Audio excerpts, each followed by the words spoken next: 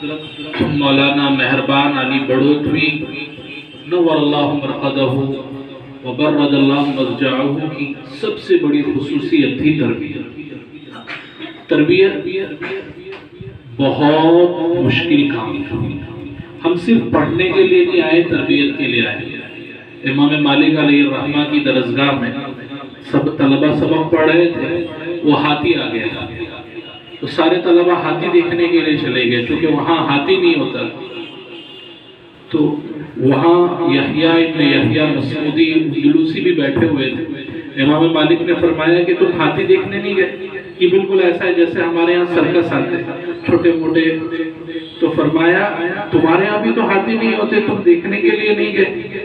فرمایا میں اندلس سے یہاں مدینہ علم اور ادب حاصل کرنے کے لیے آیا ہوں، ہاتھی دیکھنے کے لیے نہیں۔ ہم طلبہ یہاں علم ادب تربیت حاصل کرنے کے لیے آئے۔ مقصد پر فوکس کرنا چاہیے، مربع بن کر جائے۔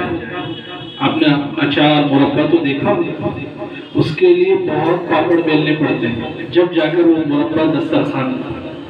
جب تک آپ کی تربیت نہیں ہوگی آپ بالکل کچھ بھی نہیں، اور تربیت ہو گئی پھر لوگ آپ کو اپنے پلکوں پر بٹھائیں گے۔ تربیت قرآن مجید کا آغاز الحمدللہ رب العالمین سے ہوتا ہے، تربیت سے، اور اختتام ہوتا ہے قل اعوذ برب الناس۔ گویا تربیت نے پورے قرآن کو اپنے حساب میں لے رکھا۔ آپ فقط طالب العلم نہیں ہے، طالب العلم والعمل، علم اور عمل، یہ جامعیت مطلوب ہے۔ علم تو شیطان کے پاس بھی بہت، بلعام ابن باورہ کے پاس بھی علم بہت، لیکن میرا علم کام نہیں آتا۔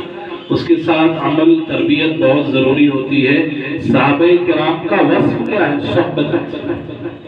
اصل چیز ہے تربیت حاصل کرنا۔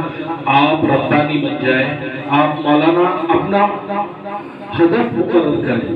مجھے مولانا اشرف علی تھانوی نور اللہ مرقدہ جیسا بننا، مجھے مسیح الامہ